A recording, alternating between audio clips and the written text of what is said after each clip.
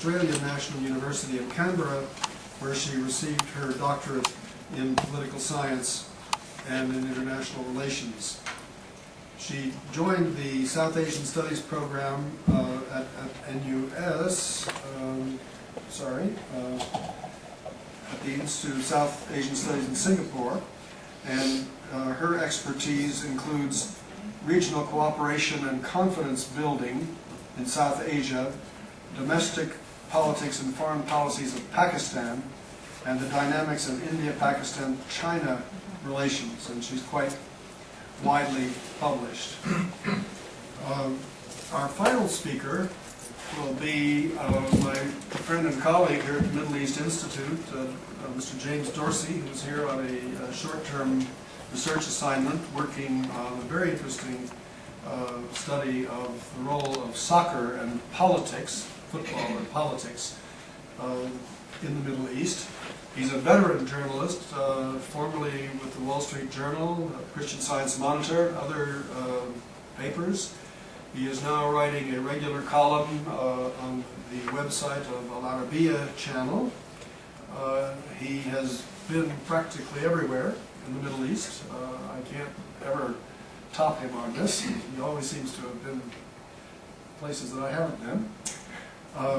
But we're really very pleased that he's here, and he has been following the bin Laden story for a long time from several different points of view.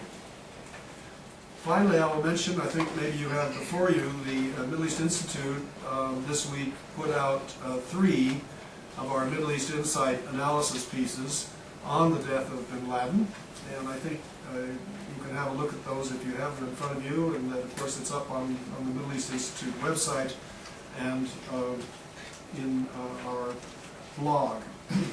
So, that said, let me begin, and I want to talk about, from a kind of perhaps theoretical point of view, of what I would call bin Laden's Westphalian challenge.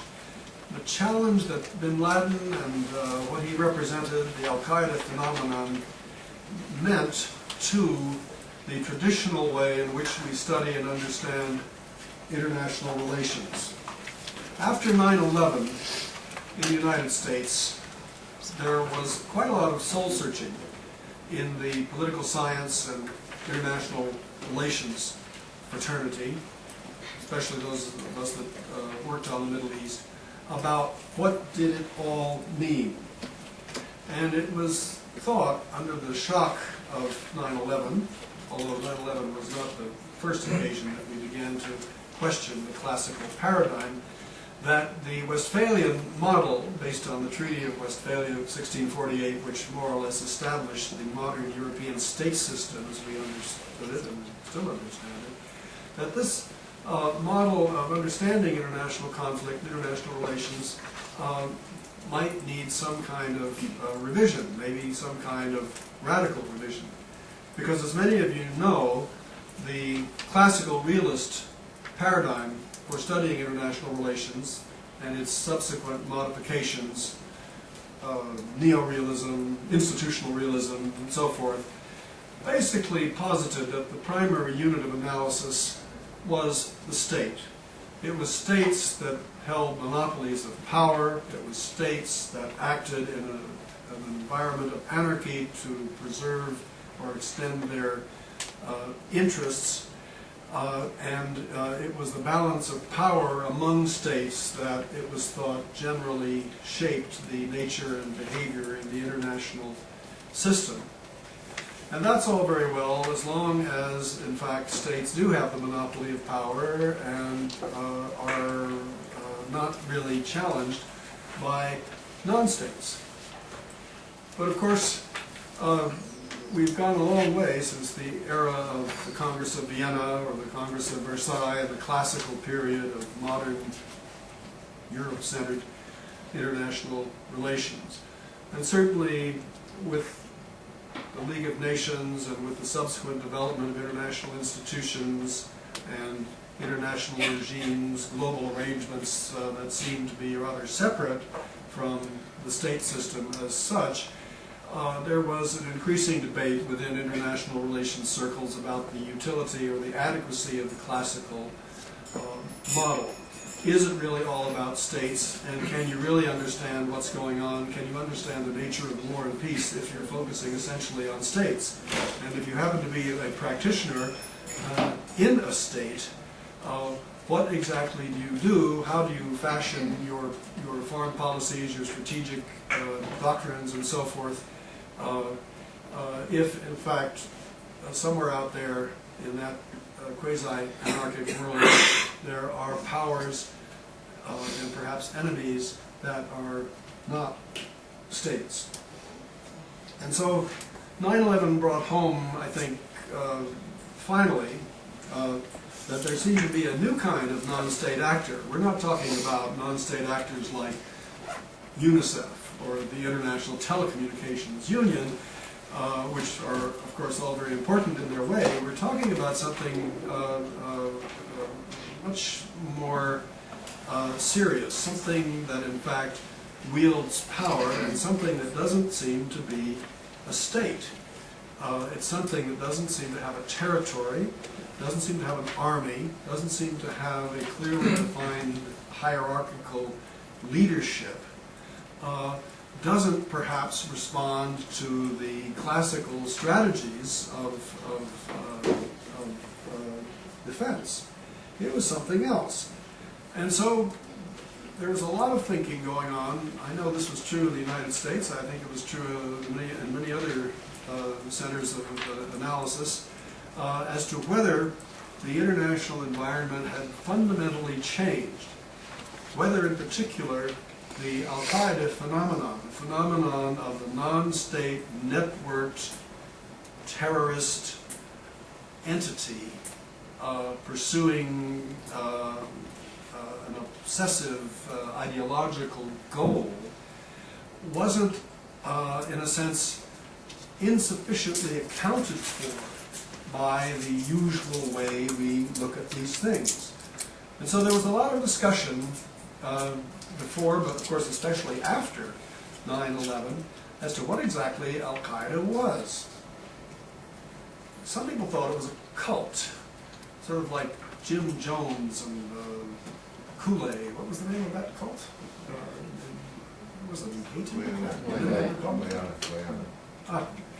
Was it something like that? Or was it something different? Was it a movement? Was it a mass movement of some sort? Was it, it seemed to be, I think many people thought, of course, at the beginning of the development of the whole sort of academic terrorism industry, it seemed to be something that operated transnationally, across boundaries. It seemed not to have a particular center, even though, of course, the name al-Qaeda in Arabic means base, but it didn't really seem as if it was all about a base. It seemed more like it was all about a network.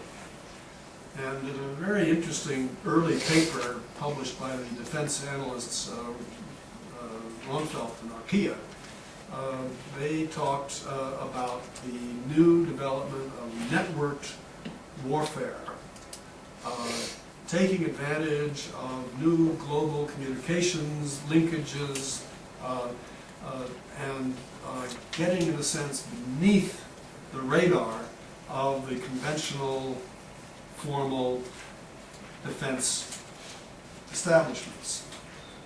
Moreover, it seemed that the power that was being utilized by this strange beast, this network, this hard-to-define thing, was, in a sense, derived from the weapons of the weak. The weapons of the weak being essentially low-tech weapons, suicide bombers, truck bombs, and the like, possibly even small nuclear weapons in suitcases. There was a great deal, and still is a great deal, of speculation as to what kind of small, hard-to-detect, but lethal weaponry can be deployed by these networks of relatively small numbers of people with relatively low budgets, not all that expensive apparently, to conduct even a mega event like 9/11. Not apparently too costly. Not anything on the scale of what the United States would spend, without even blinking, for high-tech aircraft and other weapons. Moreover, it seemed that the network of al-Qaeda and the like had the capacity to blend and to thrive in a favorable environment, which is not to say that there were huge demonstrations of people in support of bin Laden and al-Qaeda. That didn't happen really all that much, but it did seem that there was a kind of a passive or latent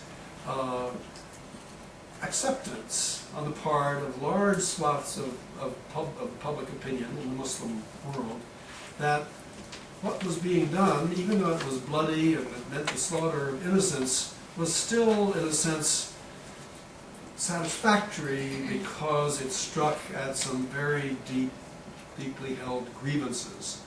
Grievances about having to do with the penetration of America in particular and the West in general into Muslim Islamic holy space.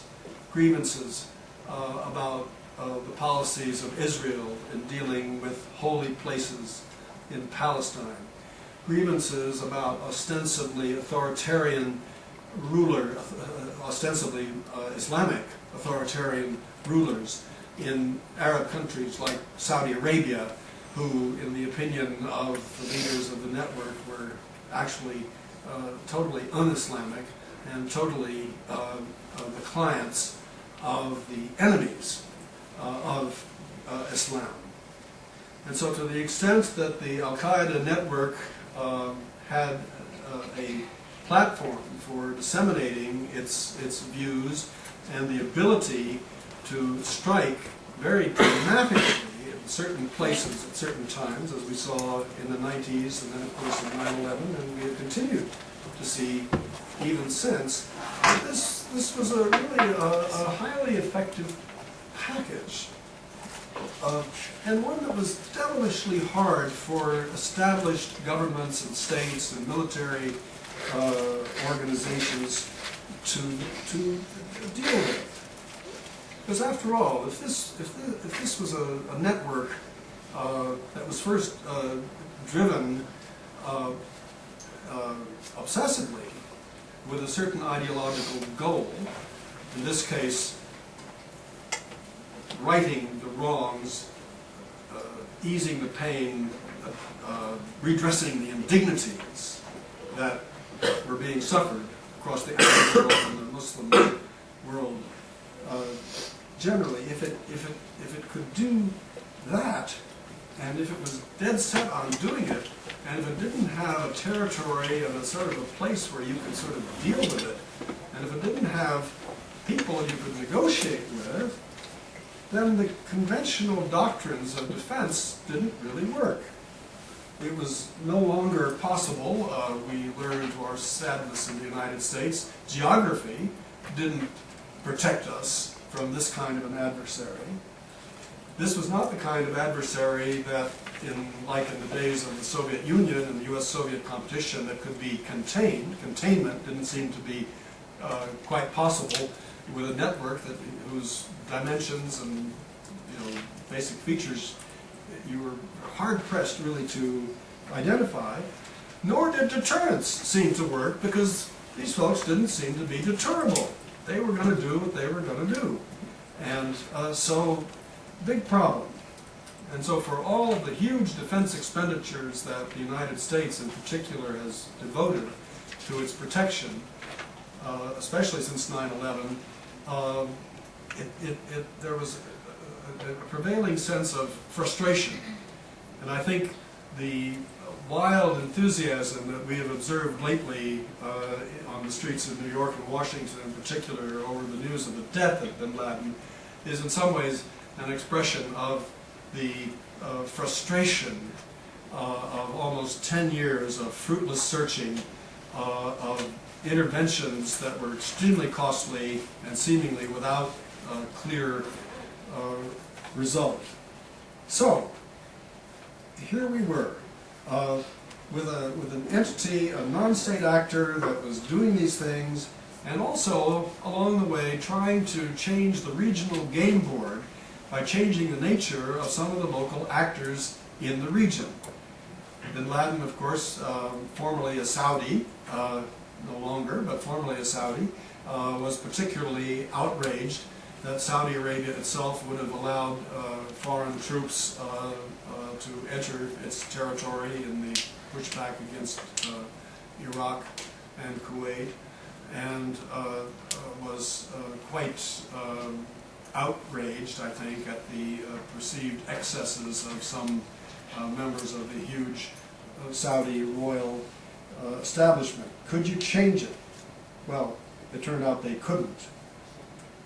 And as for the U.S. response, the U.S. response to all this was to call, as George W. Bush initially put it, for a global war on terror. Now, I guess we understand what global means. Do we understand exactly what war means? I guess deploying all weapons at your disposal. But what do you mean by terror? The global war on terror, I think, nicely reflected the conceptual ambiguity and perhaps confusion that prevailed as to exactly who or what this enemy was. So, it was a big challenge then, I think, to theorists of international relations. How do you deal with actors like this, and are we really looking at a post-Westphalian world? Now, fast forward to the present, nearly 10 years on, and it seemed, we noticed, although there were regular outbursts of violence and terrorism in certain parts of the region, we had not noticed that al-Qaeda was gaining strength. And in fact, what we did notice was, in a sense, the shrinking image of bin Laden himself over time. We didn't see much of him because, for whatever reason, he was not able to get on television as much. He couldn't convey, or they couldn't display the videos of this charismatic figure that clearly enhanced the overall influence and popularity of the movement. So Obama began to fade, and the audio tapes that came out ultimately didn't have the same punch, clearly, as the austere and somewhat charismatic video image that the 6'4" bearded gentleman with the soft voice had conveyed. So, it seemed as if al-Qaeda was fading long before the Navy SEALs killed him and dumped his body in the Arabian Sea, which seems to be quite an un-Islamic way of disposing of the body.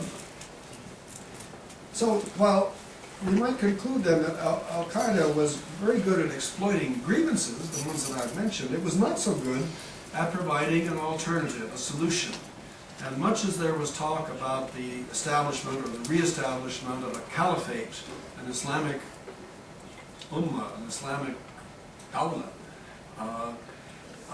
this, I think, turned out for most ordinary Muslims and Arab Muslims to be a somewhat bloodless abstraction. It wasn't something that resonated.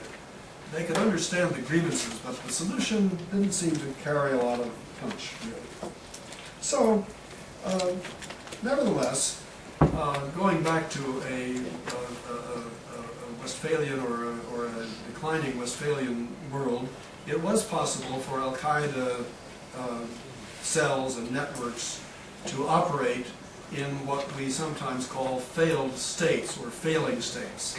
And they are still operating today, and we probably have not seen the end of al-Qaeda or al-Qaeda-like activity as long as there are open spaces like Somalia and Yemen, parts of North Africa, where they seem to be able to operate.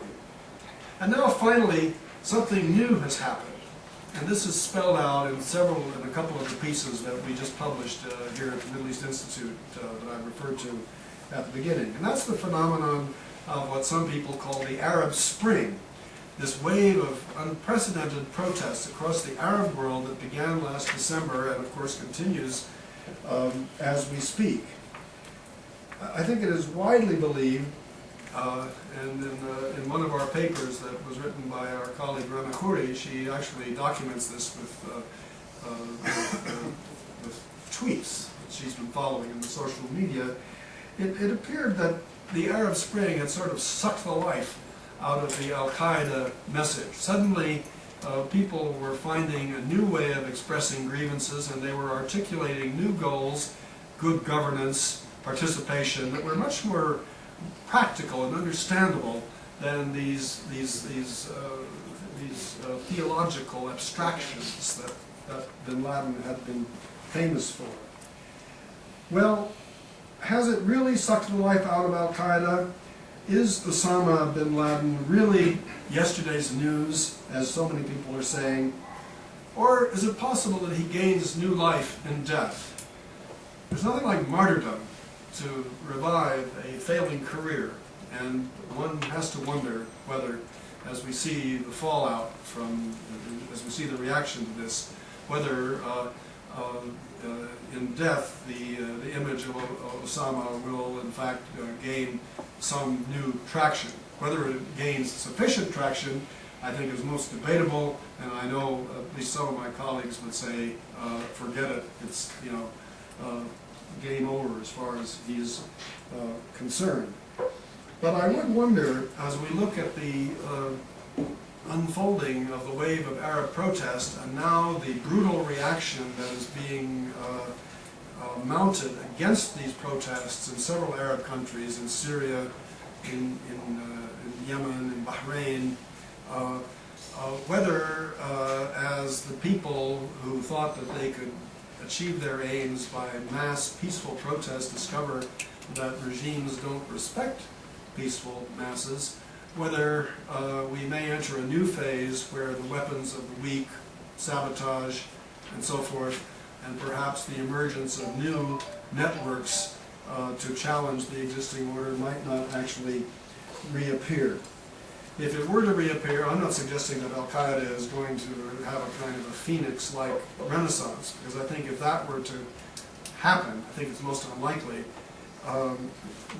the successors to bin Laden would have to fashion a much more effective ideology. They would have to fashion a much more effective mission than the one they articulated.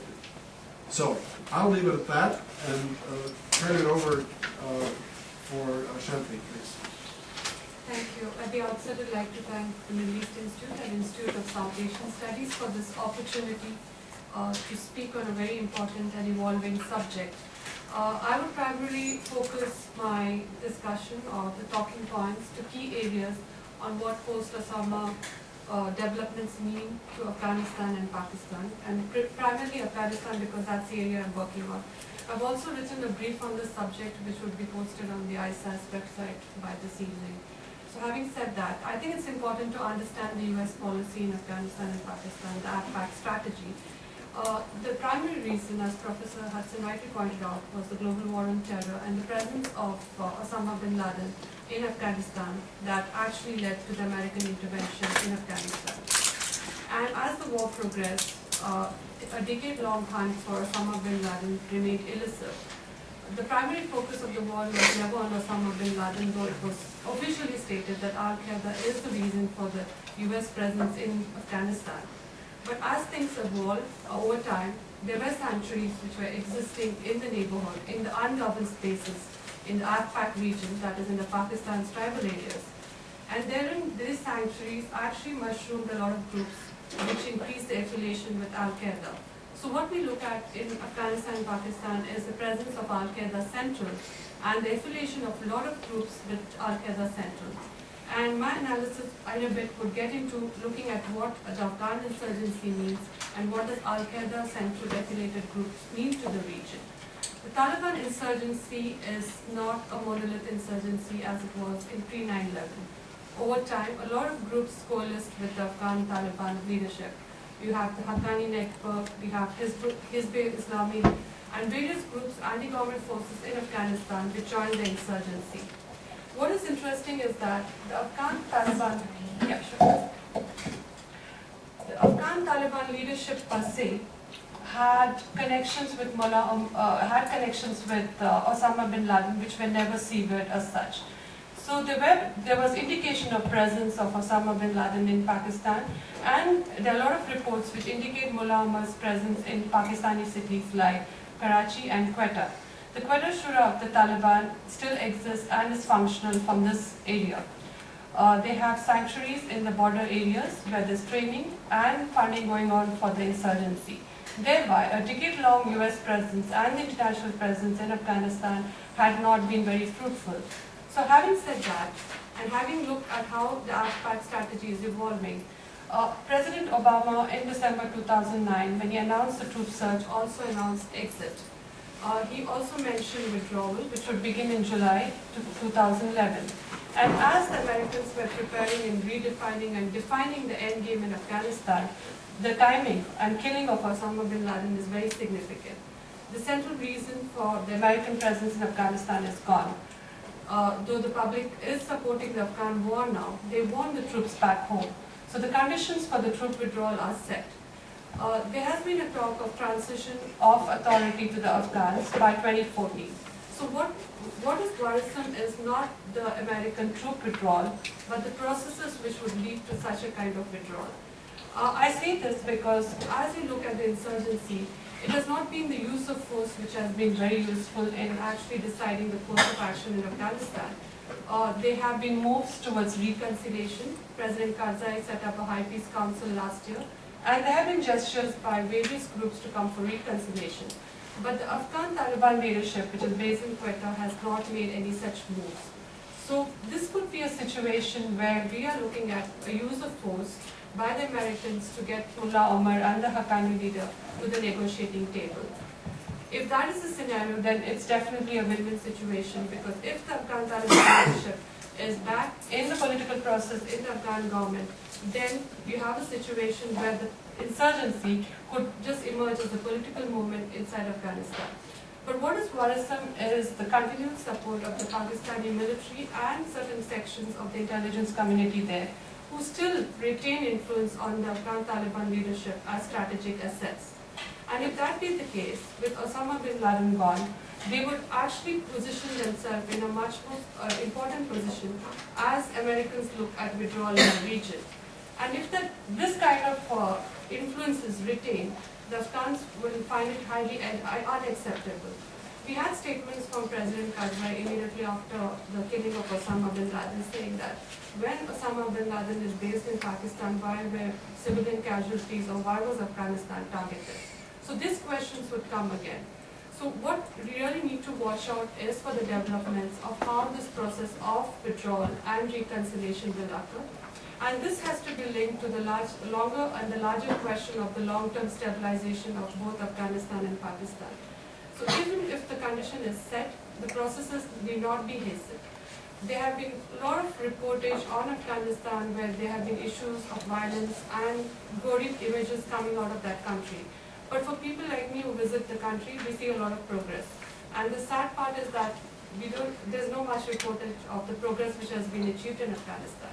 And if things are rushed at this point of time, whatever progress has been achieved would just be undermined by events which would be very, very troublesome for the region in the long term. I also mentioned the linkages of the other groups based in Pakistan inside Afghanistan. And one of the important groups which has made statement is Lashkar-e-Toiba. It's already made a bid to replace Al-Qaeda Central in Pakistan. Lashkar-e-Toiba Taliban has association with a lot of other groups which are ultra-radical and which have actually called on a lot of vows of global jihad, and they've also called on a renewed vow of attacking the Pakistanis and Americans for killing Osama bin Laden. Now, Lashkar-e-Taiba is also associated with Jaish-e-Mohammed and other such groups, but more importantly, they're just not based in Pakistan. They've increased their influence in Afghanistan as well. So if America has to move, or the international community attention has to shift from the fact that killing of Osama bin Laden and the destruction of alqaeda is a winning point, then they would be wrong. Because Lashkar-e-Taiba would replace them and carry on their activities in Afghanistan and Pakistan and would continue to targets worldwide. Professor Hudson made a very important point of the Arab Spring and how, because of Arab Spring, Al-Qaeda has lost its influence in the Middle East. But these conditions do not exist in Afghanistan and Pakistan.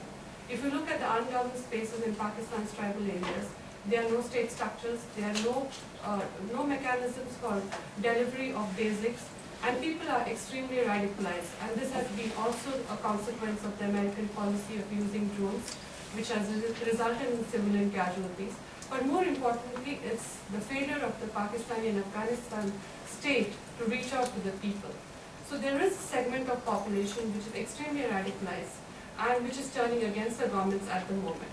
And this is an area to watch out because this would be the support base, again, if not for the Al-Qaeda centers, but groups affiliated with them. So as American policy is looking at the region and there's a renewed debate in the United States of what policy they should proceed now, having achieved their goal, it is also important to understand that they would not withdraw totally. There has been talk of setting up strategic bases in Afghanistan. So in the next 2 to 3 years, even if there's a pullout, there would be a limited troop presence in key cities in Afghanistan. There would be a renewed engagement with Pakistan. And how that renewed engagement is going to evolve is for time to tell, but I think Rashi would speak more on that. What I would like to again highlight is that as the attention shifts from Afghanistan and Pakistan to war in Libya, or President Obama's priority and policy towards East Asia gaining prominence, this could again become a forgotten front. But it has conditions which will revive an organization in a very different way. It could not be very lethal, but Al-Qaeda post 9/11 has not functioned as a central organization. It's been an amorphous organization, very loosely affiliated with a lot of local chapters, and most of them have functioned through subcontracting. So South Asia would remain a prominent theater for Al-Qaeda to function. And this point is a critical juncture for the Americans and for the international community to decide the course of action. Whether Americans are going to engage in the region beyond counterterrorism, are they going to look at the long-term stabilization of Afghanistan and Pakistan? Are they going to actually address and deliver aid to Pakistan in a way that will be fruitful to the civilians rather than to the military? Are they going to engage the Afghan government just beyond reconciliation and looking at building institutions which are long-term and sustaining of the progress achieved so far? These are the defining questions which I would like to leave it and look forward to discussion. Thank you.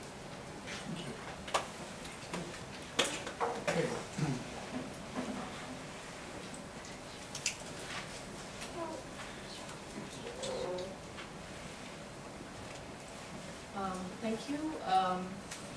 I'd like to thank NEI and ISIS for giving me the opportunity to talk on this subject today, a very topical, very timely subject of discussion.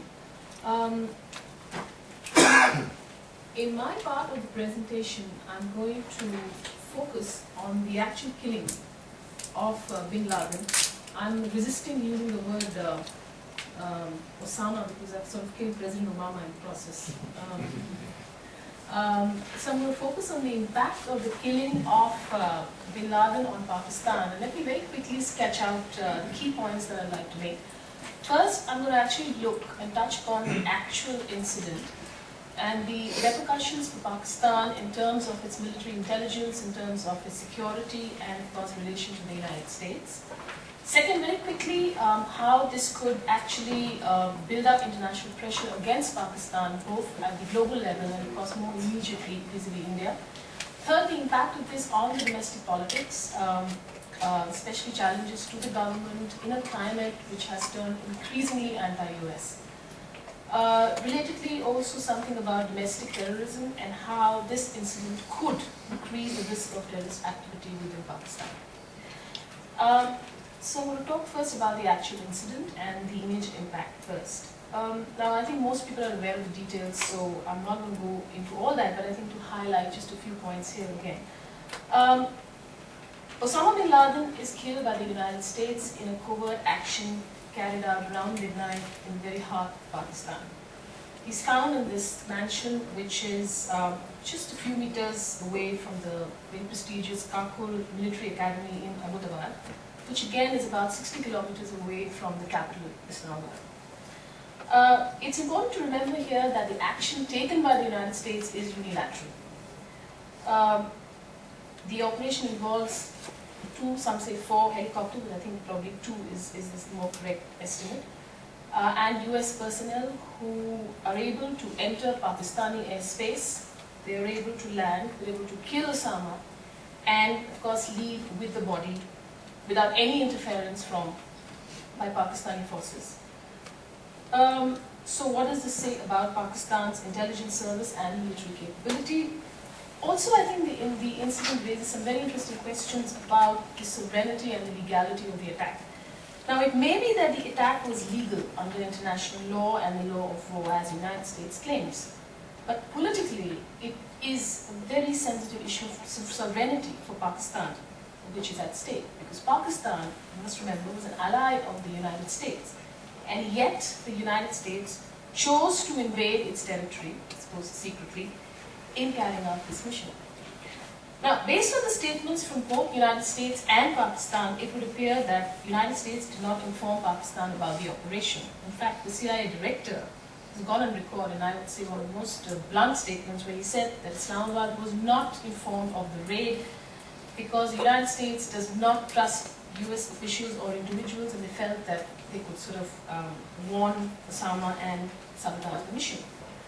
So at the end of the day, when it came to this very important mission, the United States did not trust Pakistan. Pakistan government's response initially was ambiguous. The Foreign Office's first statement was that the United States actually acted in accordance with its policy of getting Obama, and that Pakistan supported the international efforts against terrorism. So in that way, Pakistan neither confirmed nor denied whether they were informed. Later, the government expressed its deep concern at the way in which the United States conducted this operation without, and I quote, prior information or authorization from Pakistan. So again, confirming that Pakistan was kept in the dark, and also that there was indeed a huge mistrust between the two countries. And this lack of trust, of course, has been apparent for quite some time. In fact, in May last year, we had the statement from Hillary Clinton, a very direct statement where she said that she thought that there were people in Pakistan's government who knew Osama's whereabouts, and the United States wanted or expected more cooperation with Pakistan. Now, in addition to showing the lack of trust, this incident also raises the question of the competence of Pakistan's intelligence services and military. Pakistan has maintained that it did not know about the whereabouts of Osama, and at various points, different leaders have sort of said he was either dead or that definitely he was not in Pakistan. So in a sense, Pakistan is caught between a rock and a hard place. That is, between, on the one hand, being complicit in the sense that they knew and may have protected Osama, which they denied. And on the other hand, admitting that they did not know that Osama was actually hiding in plain sight in the heart of this garrison town of Ahmedabad, which contains a military base. It has many retired army personnel actually living there. It's also, I believe, got a lot of the NGO activity happening ever since the 2005 earthquake. Now, the official position after this incident has been very clear that Pakistan did not know, and now General has acknowledged this as a lapse and actually set up an inquiry. But unfortunately for Pakistan, its denial of knowledge is being met with great suspicion around the world. Leaders from US, UK, France expressing great incredulity at the state of affairs. But regardless of the state of affairs in terms of what Pakistan knew or its denials, the point here is that its credibility is being openly questioned in the international circle. One quick additional point to note is that remaining oblivious of Osama is one thing, but the ISI military were also completely unaware of the US operation. So the fact that the United States could fly in helicopters and carry out an operation which is just meters away from the military camp must be very worrying for the government. Indeed, while the army did not know of the operation, I believe a lot of people in the town were reading an account of the incident, which was actually being tweeted by somebody who was sitting there and was wondering what all this commotion was about. Now, let me then move on very quickly to the impact of this on US-Pak relations. Now, very clearly, the incident has pushed the United States and Pakistan's already strained relations to an all-time low. Now, things have been rocky, especially with the Raymond Davis saga before that, and of course the ongoing drone attacks. Since the killing of Osama, we've had voices in the US Congress. In fact, a lot of people say that we should review the money that Washington gives to Pakistan, and a lot of senators now saying that we would like Pakistan to prove that it is our ally, and some senators also suggested or advocating cutting off of aid. But this is something that Pakistan cannot afford, because it is heavily dependent on US aid for its economic recovery, for counterterrorism, and equally, the US cannot afford to cut ties with Pakistan or even cut aid, because Pakistan is its frontline state on the war on terror. It is also very critical to the United States in the, for its war efforts, because this is where most of the supplies are going to Afghanistan. And so, indeed, not surprisingly, in the midst of all this human cry, there are voices, pragmatic voices, that are calling for continued cooperation, and also importantly, voices that are reminding the world that Pakistan itself is as much a victim of inspired terrorism. And indeed, if you look back and you see President Obama's statement announcing Osama's death, the president appeared to acknowledge Pakistan's cooperation, but clearly in the short term, the relationship will be tested. Now, going beyond the US-Pak relations, we need to talk about international pressure. The incident has unfortunately put Pakistan under considerable pressure, and leaders again are questioning Pakistan's claim that they have no knowledge about Osama's whereabouts. Not surprisingly, India and Afghanistan have been quite swift to point out that that's what they've been saying for a very long time. Now the question is, what does India do? Is it going to take advantage of Pakistan's vulnerability at this point to demand or press for more concessions, to deal with those who were involved in the Mumbai attacks? More alarming, I think, is the fact that the unilateral action of the US in carrying out this operation, and then statements from the White House now saying that they would do it again if they were to target some terrorist leaders again. Could this inspire copycat moves from other countries? Clearly not the path that should be followed, but the genie in some ways is out of the bag. So while unilateral action is unlikely, the threat of it, or at least the rhetoric of it, may be used to put more pressure on Pakistan to prove that it is in fact committed to fighting terrorism. And finally then, moving from the international to the domestic, again apart from all the external pressures, this killing is going to put a lot of pressure on the government, again raise long-standing domestic concerns. The Pakistani government is accommodating US interests at the expense of its own sovereignty and national interest. Already we have the NQM, one of the partners, one of the coalition partners of the government, which is of course now getting support from outside, which has asked the government to explain the Osama killing. Pakistanis themselves want answer to the same questions that the international community is asking. How did Osama get to this place? Who is supporting him? How could the army, with its base so close by, not know Osama's presence? Now we must understand that the government today, it came to power in 2008, so it is still very fragile.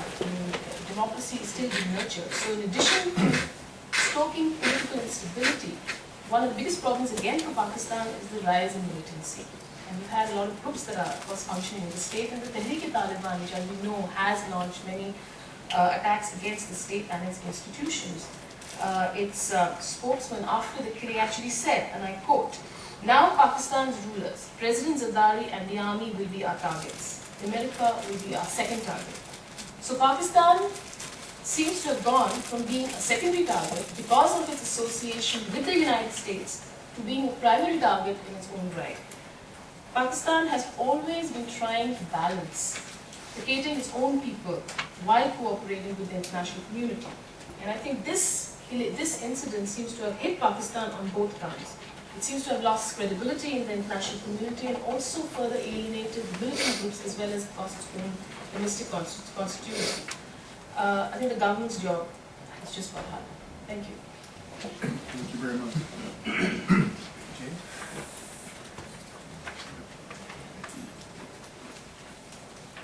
Thank you. Professor Hudson, in the beginning of his remarks, referred to the watershed that 9/11 was in terms of the way it confounded policymakers, intellectuals, and sparked a huge anti-terrorism industry. The fact of the matter is, political violence is a picture of human history. The fact of the matter is also that the United States, at least its targets and its personnel, have been targets for political violence, terrorism, for much of post-World War II history. Much of that, some of that violence was done by secular nationalist groups, or in any case, secular ideological groups. Think back of the killing of the U.S. ambassador in Khartoum in 1970 by Palestinians. But actually, a lot of the violence in the post-World War II history was committed by Islamists. Islamists that predated al-Qaeda. One can debate what the occupation of the U.S. Embassy in Tehran was, but certainly the kidnappings and killings of U.S. personnel and U.S. journalists in Lebanon, the attacks on U.S. facilities, both diplomatic and commercial, in Kuwait in the early 1980s by Iraqi Islamists. So, in a sense, al-Qaeda is maybe the next phase, and what made al-Qaeda, I think, or 9/11 so confounding were several factors which are relevant to how one analyzes where al-Qaeda goes post bin Laden. One of them was, well, obviously the scale. None of these operations had ever killed these many people. Second of all, it was on U.S. territory. It was the first foreign attack on U.S. territory. And that's been a traumatic experience for Americans and for the United States. One with which maybe a degree of closure can be achieved with the death of bin Laden. And three, it was founded in an ideology or a religion that most Americans at best were relatively unfamiliar with, maybe most Westerners even, and that fed into a long-standing animosity, or in any case, misunderstandings between Christianity and Islam that date back to the siege of Vienna. Actually, the 9/11 attack did one other thing that almost no other terrorist attack that I can recall has done, and that is, it was one of the very few attacks that almost immediately prompted thinking on the part of the party that was attacked on whether or not its own policies really had contributed to this.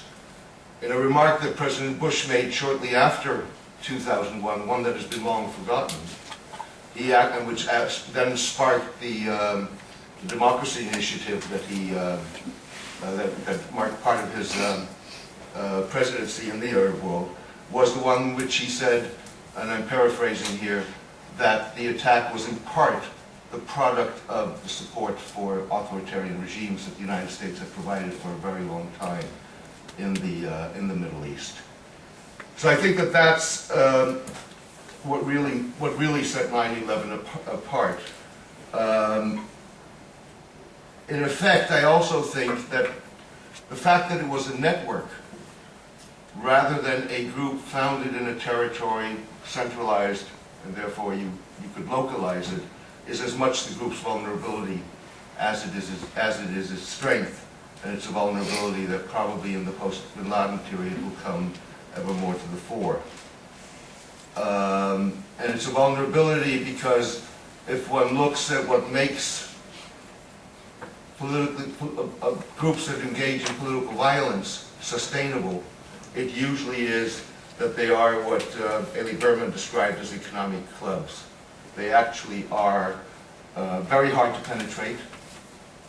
The greatest threat that they face is defection, and that is exactly what it took to kill bin Laden. It was the ability to track, maybe not infiltrate, but certainly to track. It was the ability over time to capture great numbers of the group, and one can debate what what the interrogation tactics, what value those interrogation tactics had, but they did have some value, because they did lead to the identity of the courier who was ultimately tracked. Where Al-Qaeda goes from here, I think Al-Qaeda faces indeed an existential threat, and I think Mike was referring to me when he noted that some people thought that this was the death of Al-Qaeda. In many ways, I do think it is the death of Al-Qaeda. Al-Qaeda, as various speakers have noted, missed the boat with the Arab. First of all, Al-Qaeda's popularity was in decline as of 2003. It made a fatal mistake when it started to attack residential compounds in Saudi Arabia in 2003 and 2004, in which large numbers not only of foreigners, but of foreign Muslims were killed. It made a second time the same mistake when it attacked, if I recall correctly, 5 hotels, luxury hotels, in Oman in 2006. And then it did not catch on to what the Arab Spring meant. But the Arab Spring, in many ways, harks back to what President Bush said.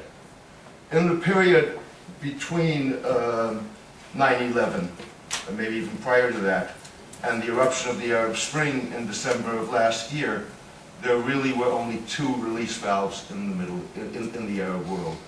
One of them was the mosque, was Islam. And Al-Qaeda was maybe its most extreme, most fanatical expression of that. The other was the soccer field, which is the project I'm working on. The fact of the matter is that when thousands of people gathered on squares in Arab cities, there was a 3rd release valve.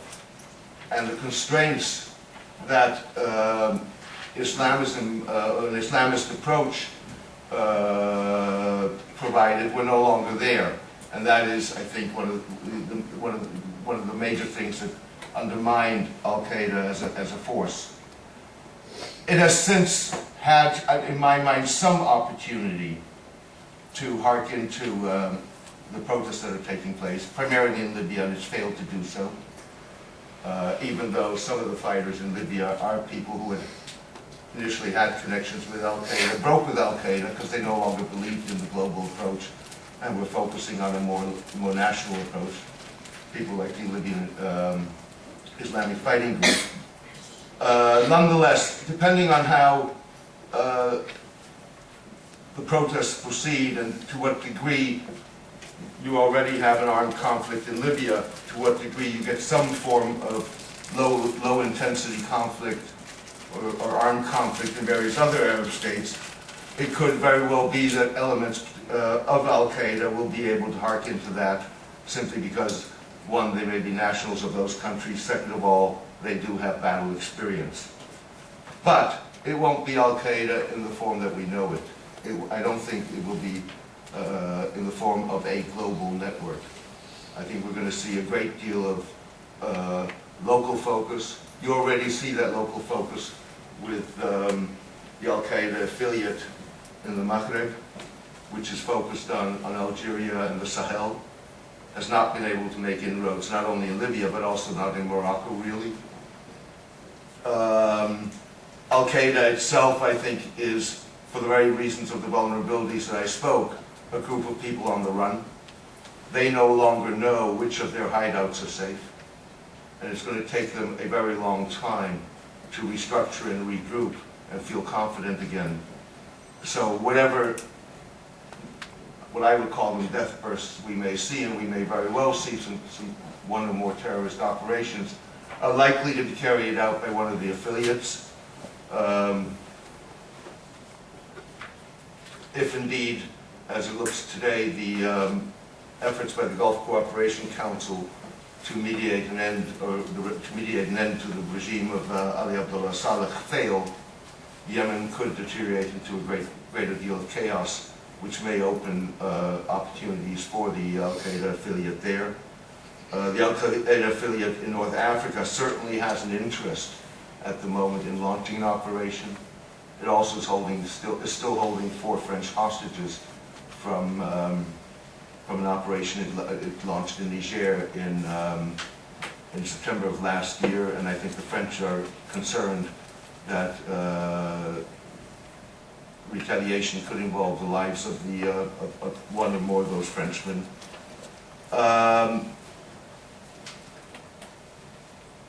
Just as a last point that I want to add as a comment to further my argument that we're not seeing the end of political violence, we're not seeing the end of Islamic political violence, but I do think we're seeing the end or the dying phases of a globalist approach on the part of Islamists. Last week's attack in Marrakesh, in Morocco, in which 16 people were killed, including 11 foreigners, was carried out by local jihadists.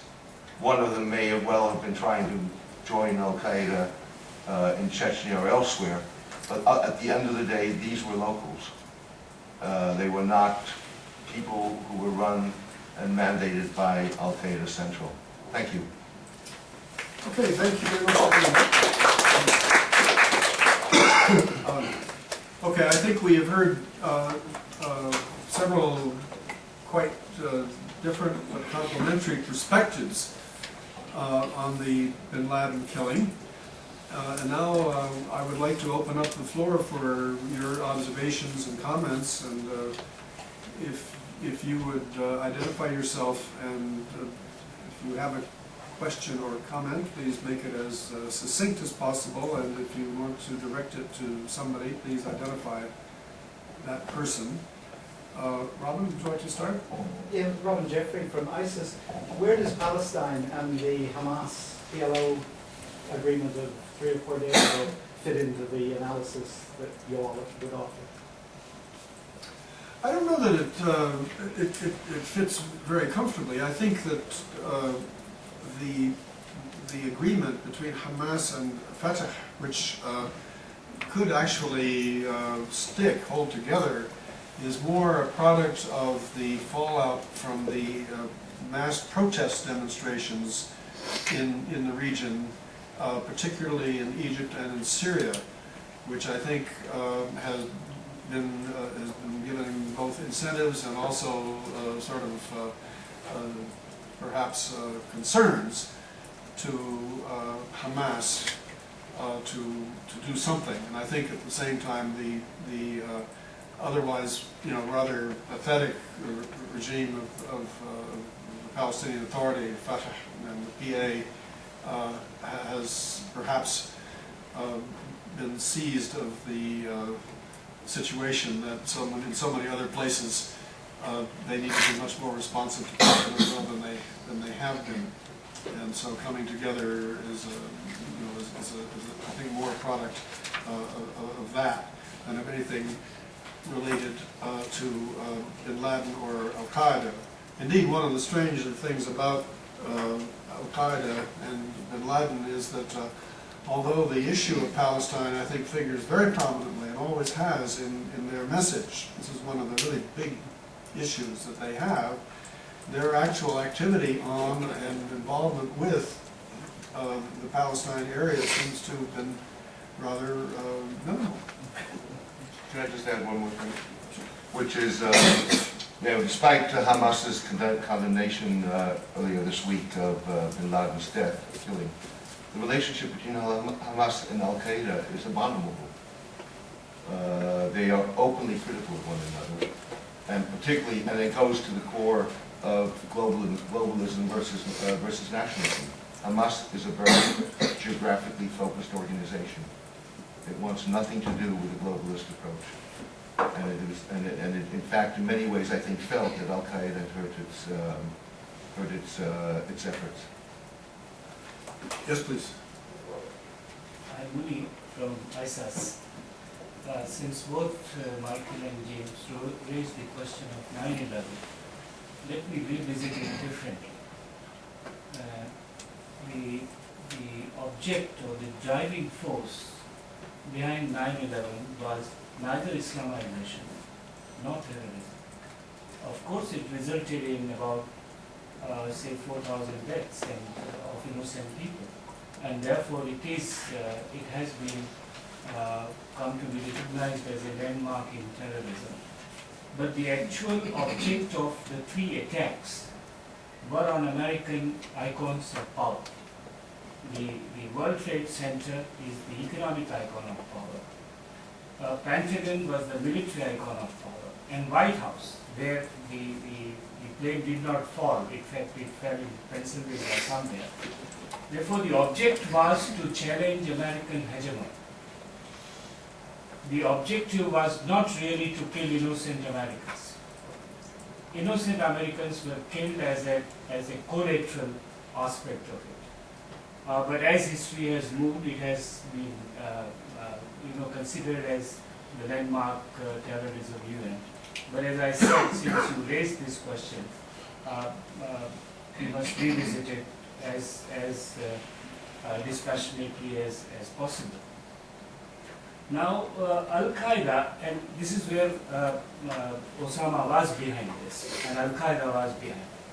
Therefore, Al-Qaeda's initial attempt was against, this is a debate which is continuing, whether Al-Qaeda is an Islamist organization or it is an anti-imperialist organization.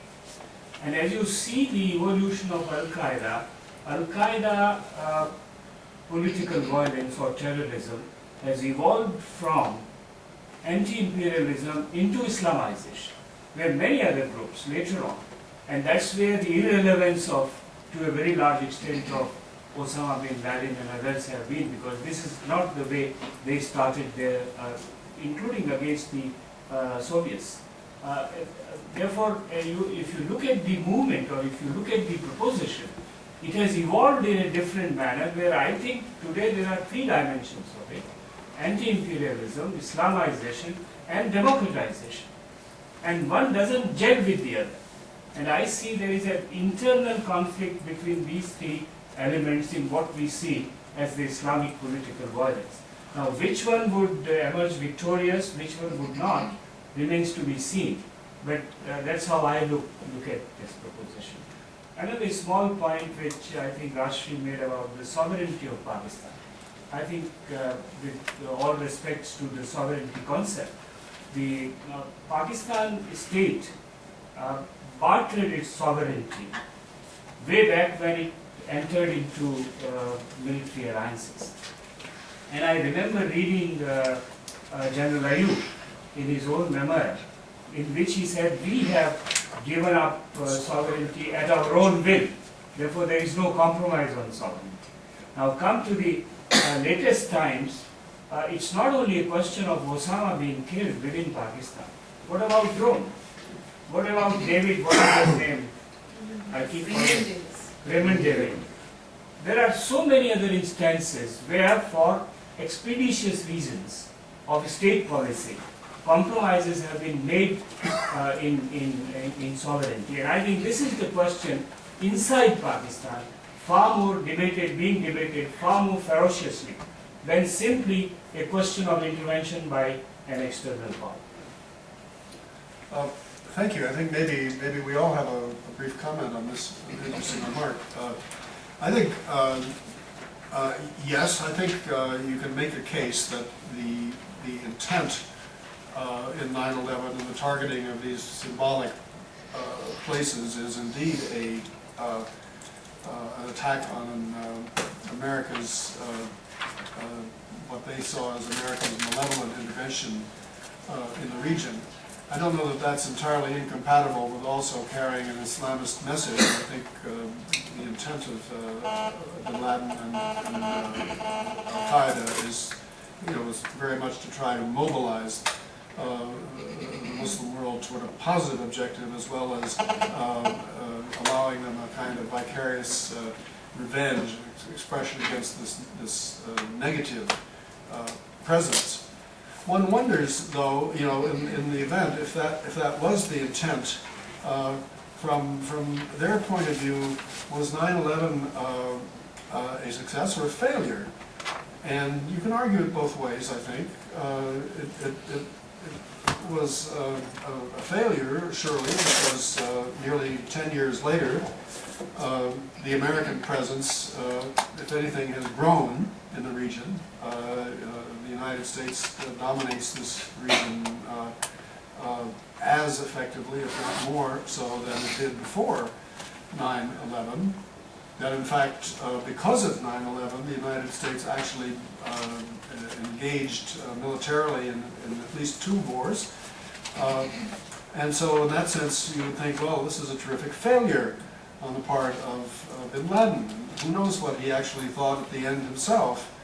On the other hand, we also know that bin Laden and al-Qaeda had a strategy, which was in fact to draw the Americans in, to draw them in, to bleed them with endless unwinnable wars, generating further popular hostility to the American presence. And by that light, you might think, well, you know, maybe it was a success. That's my observation on one of your points, but I won't continue. I have never argued whether Al-Qaeda was good or bad, or success or failure. I simply said, let us revisit 9/11, and in terms of the targets, I am still not saying that Al-Qaeda should succeed or would. I'm not glorifying that. I'm not suggesting. No, you said whether it is success or not. I don't care if they fail or not. I would wish them to fail. The point is that the targets in the US in 9/11 were actually political targets.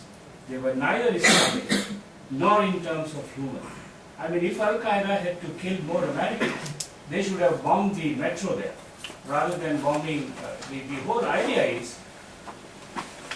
I guess I don't buy that quite. No, it may not be. Yeah, I'm not sure I can, you know, make this a kind of a clean political target and simply ignore, you know, what we politely refer to as collateral damage. No, we are not ignoring When it's it. damage on that scale, I think one might suspect that they really thought that they ought to kill a lot of innocent people to make the point really stick. But anyway, James, did you want to? Yeah, just a few comments. First of all, I think that innocent civilians being killed in terrorist attacks are by definition they're always being killed, and they're always collateral damage. There just was much more collateral damage in this one than there was in others. Second of all, most attacks aim at a target power, whether it's a U.S. diplomat, whether it's the hijacking of an airplane and forcing a negotiation, it's targeting power. Again, 9/11 was a much more potent way of doing it. I think that, you know, whether you want to describe them as Islamic or anti-imperialist or whatever, really doesn't matter, because it's not all incompatible. What I do think is that al-Qaeda grew out of a group of fighters who had joined a primarily Islamic resistance, defeated a superpower, were no longer able to go home, and saw the United States as the main support pillar of authoritarian regimes in their own homelands, and therefore the United States became a primary target. It was an Islamic influenced, it was Islamic ideology from day one, and I don't think that democratization was ever anything that figured into al-Qaeda's ideology. I mean, they were looking at an Islamic state, whether a caliphate or whatever it may have been, but it was, and it may very well have been at the same time anti-imperialist if one wants to define it that way, but it was a religiously inspired ideology from the outset. Rashid, would you like to? Yeah. I'll just take the question on sovereignty. I think I was probably referring it in a more, in terms of public opinion, perception, rather than the actual physical concept of sovereignty. But be that may, I think you're right that somewhere Pakistan has allowed these transgressions from the United States. Indeed, even with the drones, a lot of people believe that the government is complicit. I mean, the government is aware of the fact that drones are being used. But the point is that if we believe the official versions that say that this was a unilateral attack, that means that the government was not even informed. Then I think that does constitute a violation of sovereignty in any sense of the word, because the government was not consulted. If we believe the official versions of both sides, where now both are saying that we have no clue, I mean, the US is saying that we didn't consult them, And Pakistan says we have no idea that this is going to actually happen. So I think that would constitute an actual infringement and a violation of the sacred space. I'd like to, I'm sorry, would you like to add a point? Yeah, just a quick point on Al-Qaeda and the 9/11. I guess it is more of the demonstrative effect that Al-Qaeda had, but following 9/11, the way things have evolved in the events as they evolved in the region, especially in the AFPAC region, has not clearly given us an understanding if it was only religion which has helped Al-Qaeda grow. There have been conditions on the ground which have been very conducive for this group to have a support base there. And that's because the state has not been able to actually make any difference on the ground. So beyond the ideological content, there have also been other factors which have contributed for Al-Qaeda finding a base in the AFPAC region. So it's a demonstrative effect of 9/11, but Al-Qaeda never really addressed the issues of democratization. That's why in the Middle East it didn't make any impact. But in terms of Islamization, it has used religion and it will continue. The local groups will continue to use religion as a rallying point for getting people on board. Okay, I'm sure there are many people that want to make points, and I'm wondering if I could perhaps, excuse me, take, say, 3 comments or questions, and then we'll take them in batches so that more people can contribute to the discussion. If there are questions, yes, please. I'll just project my voice. I'm Lucy Natarajan from the RE Institute. Sorry, we have people outside, Oh, so sorry. I just want to make sure everyone can hear you. Thank you. I wondered if you could say a little bit more about how you think that Al-Qaeda will manifest itself, if not globally, and what it means to be local, or is it something more like a regional network? What you anticipate? Well, I think that's a really tough question that intelligence agencies are grappling with. My own sense is that it's a little bit facile to say that Al-Qaeda, is like McDonald's and they have franchises and so forth. I think, however, we certainly know of 2 regions, and James referred to them: Al-Qaeda in the Arabian Peninsula and Al-Qaeda in the Islamic Maghreb in North Africa, that are at least inspired by the mothership, as it were. Now, I don't have the data to trace, for example, the histories and the pathways of former mujahideen in Afghanistan originally, who, after the Soviets were out, went home to Algeria, to Yemen, to other places and so forth, and who might have run across bin Laden, in those early years. But one can plausibly, I think, imagine that there are, in a sense, alumni or admirers of those original mujahideen who have indeed spread to many places. Another example of that, of course, is Al-Qaeda in Iraq under the late Zarqawi, who did a lot of damage at one point there. So what I think you're looking at is certainly not a hierarchy, and a network only in the loosest sense. People know each other, they're relatives, they cross paths, they have connections, a little bit like alumni clubs and societies and things like that, that might best describe what we have. And I don't know enough about Lashkar-e-Toiba or Jamaat Islamiyya to argue that the same kind of connections might exist, but I can imagine that they might. And I would think, going back to what I said earlier, that the thing that worries me is that the sources of this action and the kind of political muscle that was, the political resources that were developed by Al-Qaeda and its affiliates, those problems are still there. The Americans are still there, even more so. The Israelis are still doing what they do. And the Arab authoritarian regimes are doing what they do. And so one wonders, therefore, whether bin Laden sort of goes down to many of these people as a flawed, fallen martyr who will inspire little bin Ladens in the future. That I do worry about that. Certainly. The 9/11 attacks and then the invasion of Afghanistan actually sparked considerable debate within al-Qaeda. And there were those that were critical of it in terms of the response it was going to provoke towards al-Qaeda.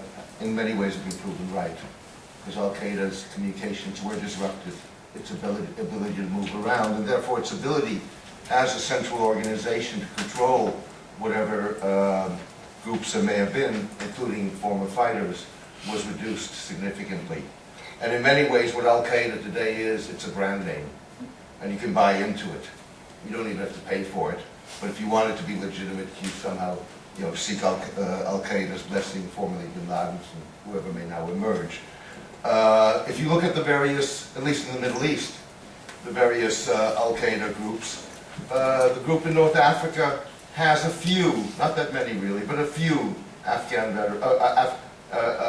Algerian Afghan veterans, but it comes out of a group that was very active and very powerful during the Algerian Civil War. That's where its roots are. And it's one reason why, in many ways, the group in North Africa is very different from any other al-Qaeda group. It's as much a crime group in contrast to other al-Qaeda affiliates as it is a political organization. On the other hand, the one in Yemen is much more based on Saudi and Yemeni graduates of Afghanistan.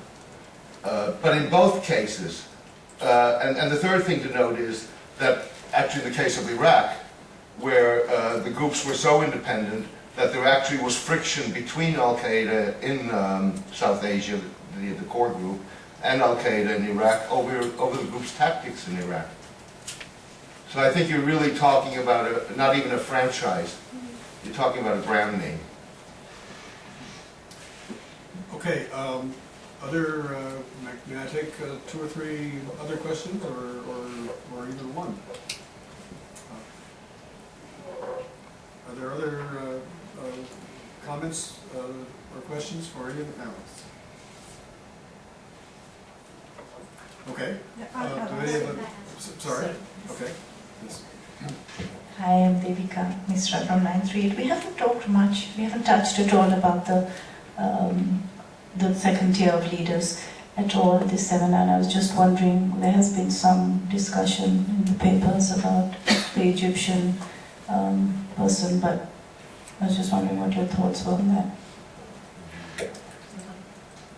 Well, I don't know much about that either. You're referring to Ayman Zawahiri, whose whereabouts, as far as I know, are unknown, but who, by all accounts, does not and never did have the charisma or the symbolic impact and fame of bin Laden.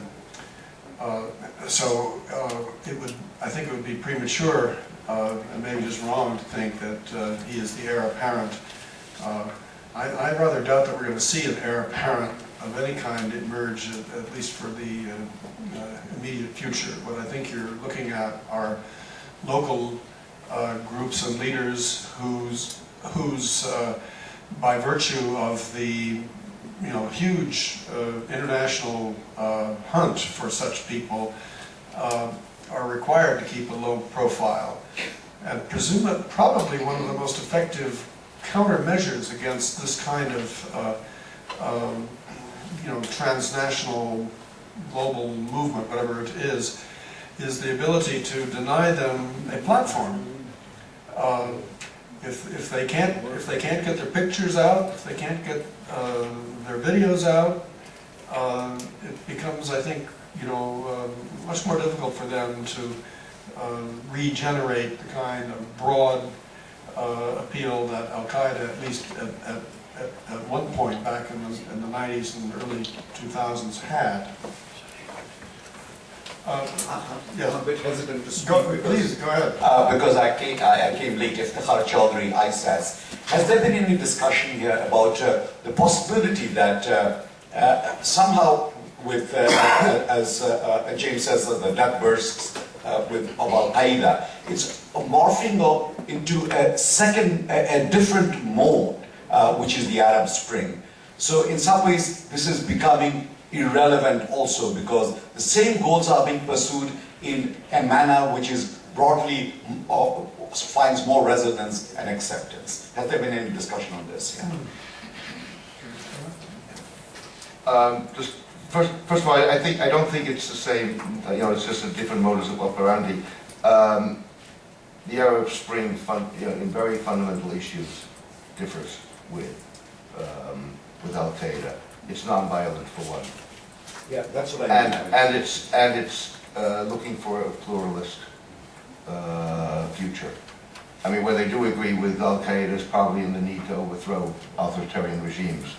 But unless Al-Qaeda no longer is Al-Qaeda and buys into those kind of concepts, and I think we're a long way away from that, I think it will remain on the sidelines of this, with the one caveat, if indeed you do start getting armed resistance.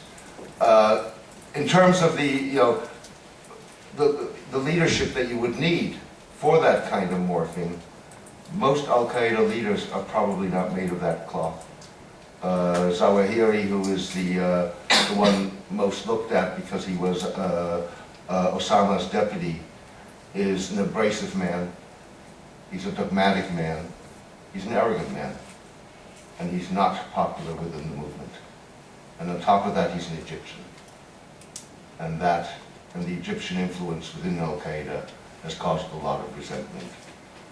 The one guy who maybe, but that's pure speculation, and he's the joker in the pack of people that people are looking at as potential successors, is al-Awlaki in Yemen. He's an orator. He's a scholar. And he's actually traveled widely. He's been, he was raised in the United States. And therefore, potentially, I'm not saying he does, but potentially if anybody had the makings of being a transitory leader, it would be him. Osama essentially was grooming several people. He didn't appoint a successor. The two other major candidates are military guys. Saif al-Adli, who was an Egyptian special forces guy, and al-Libi, who came out of the Libyan Islamic fighting group. But those are not guys who would actually be able to do a political and ideological transition.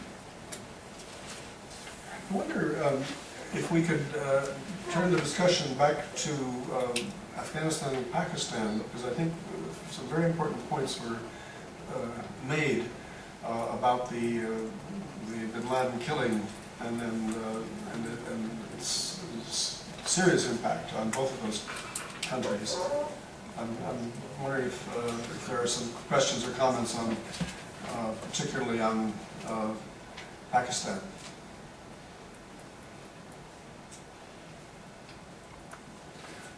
Okay, if there are no further observations, questions from anybody, I think we're ready to adjourn. Thank you very much for joining us.